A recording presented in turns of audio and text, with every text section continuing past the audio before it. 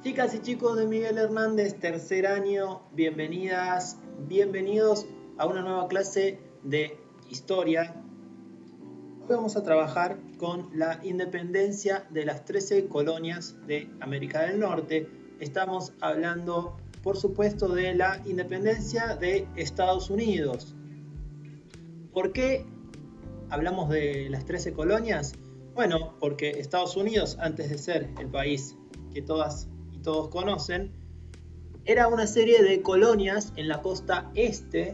¿Sí? Acá si lo podemos ver en la imagen, ven, está como la figura por detrás de los textos que hay acá, la figura de lo que hoy es Estados Unidos, pero las 13 colonias eran solamente 13 colonias que estaban ubicadas en la costa este, ¿sí? Y eran colonias de qué imperio? Sí, del Imperio Británico, ¿sí? Massachusetts, New Hampshire, Rhode Island, Connecticut, Nueva York, Pensilvania, New Jersey, Delaware, Virginia, Maryland, Carolina del Norte, Carolina del Sur y Georgia eran todos estos territorios que estaban controlados por la corona británica, ¿sí? Eran parte del Imperio Británico. Bueno,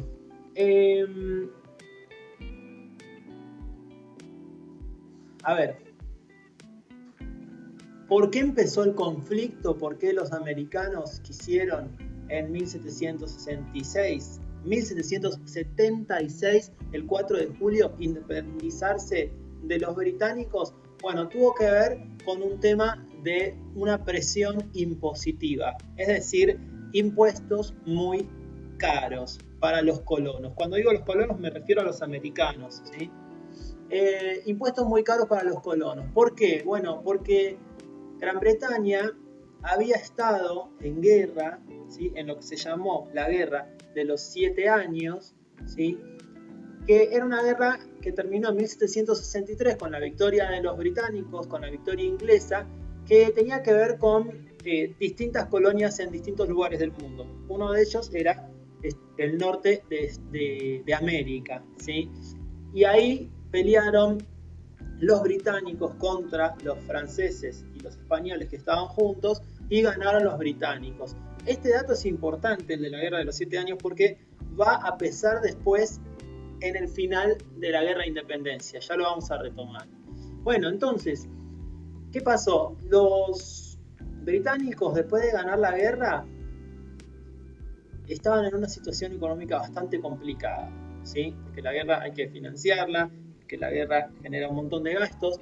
Entonces lo que hicieron fue decir, bueno, vamos a aumentar los impuestos sobre nuestras colonias, ¿sí? Entonces aumentaron los impuestos sobre los colonos americanos, ¿sí? Antes de seguir con el tema de impuestos, que es fundamental, vamos a ver un poco cómo era la sociedad de lo que después sería Estados Unidos, lo que eran las 13 colonias. En el norte, siempre hablando del este, ¿no?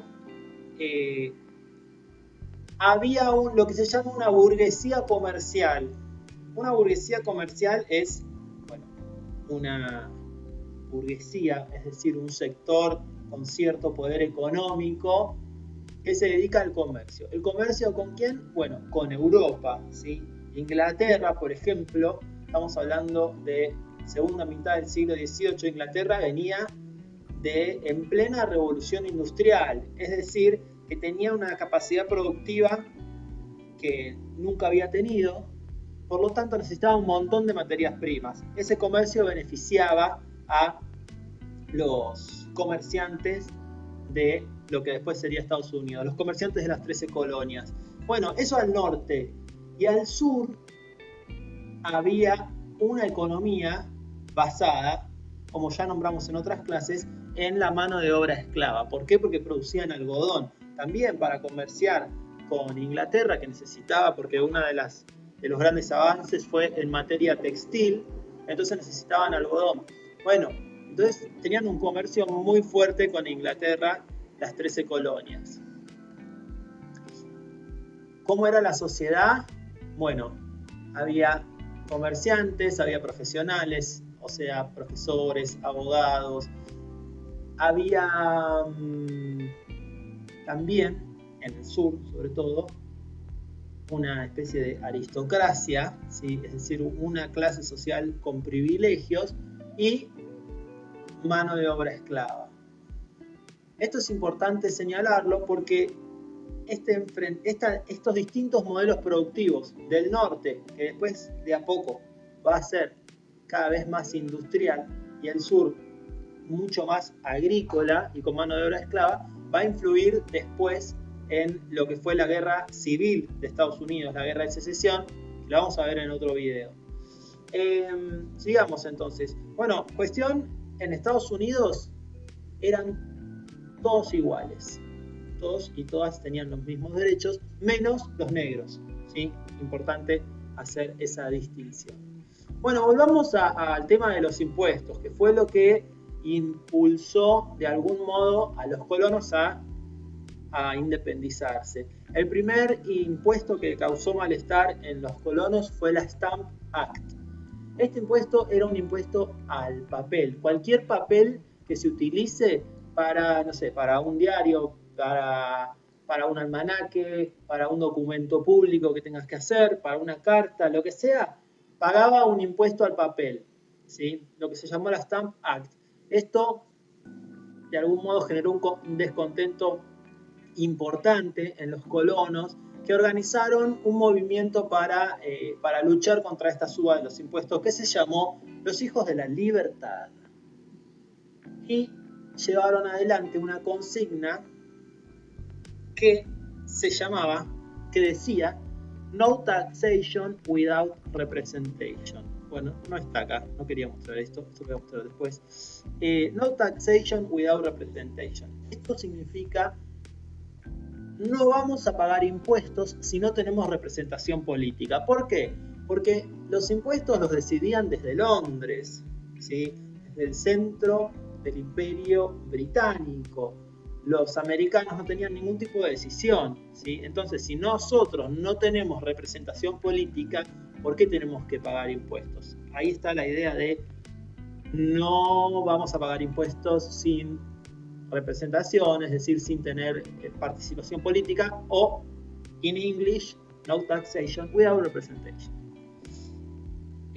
Bueno, en una manifestación en contra de estos impuestos, un colono, un americano, es asesinado por las fuerzas británicas y en lo que se llamó la masacre de Boston, y esto empieza a, digamos, los enfrentamientos ya son cada vez más fuertes y van a empezar los enfrentamientos militares. Y la cosa empeora cuando se agrega otro elemento económico. Fíjense que muchas veces los movimientos revolucionarios tienen que ver con un descontento de las clases altas, de las clases comerciantes, porque les cobran muchos impuestos, ¿sí? Porque los Hijos de la Libertad, por ejemplo, no es que pedían la libertad de los negros. Lo que pedían era la libertad de ellos para hacer negocios y que no les cobren impuestos de más. Esto es bien del capitalismo, ¿sí? Bueno, otra de las situaciones que empeoró la relación entre los colonos y los británicos tuvo que ver con la ley del té. La ley del té era una serie de beneficios que se le daban al té que venía importado de la Compañía de las Indias Orientales. La Compañía de las Indias Orientales era una empresa británica que comerciaba en la India, ¿sí? Y que tenía el control político y económico de la India entera casi, y comerciaba con Europa, comerciaba con América. Entonces le dieron beneficios al té importado británico, bueno, venía de la India, pero lo manejaban los británicos, y los productores locales se vieron perjudicados. Esto lo vimos en la clase anterior, cuando decíamos que se corta el monopolio comercial con España y empiezan a haber un montón de productos que vienen de Inglaterra. Esos productos antes se producían acá. Entonces, cuando empiezan a venir, se les resulta muy importante, muy difícil, muy muy, muy difícil a los comerciantes locales poder competir contra esos productos importados. Algo parecido pasó con esto del té. Venía el té de las Indias Orientales con beneficios impositivos, es decir, con menos impuestos, y se perjudicaban los productores de té locales. ¿Qué hicieron? Hicieron esto, se disfrazaron de indios mohawks. O sea, se disfrazaron de indios, tomaron los barcos británicos y tiraron el té por la borda, ¿sí? Esto, más la masacre de Boston, ya empezó a pudrirlo todo y empezaron los enfrentamientos. Los colonos organizaron el 4 de julio de 1776 un congreso y declararon la independencia. ¿Quiénes fueron personalidades importantes de la independencia americana? Fueron John Adams, que fue presidente y vicepresidente de Estados Unidos, Thomas Jefferson también. Bueno, perdón, John Adams era profesor, abogado y era de Boston, ¿sí? Todos estos participaron de la redacción de la Declaración de Independencia. Thomas Jefferson era aristócrata, esclavista, era de Virginia, era del sur, por eso era esclavista, ¿sí? Benjamin Franklin era escritor, periodista, inventor, fue el inventor del pararrayos, ¿sí?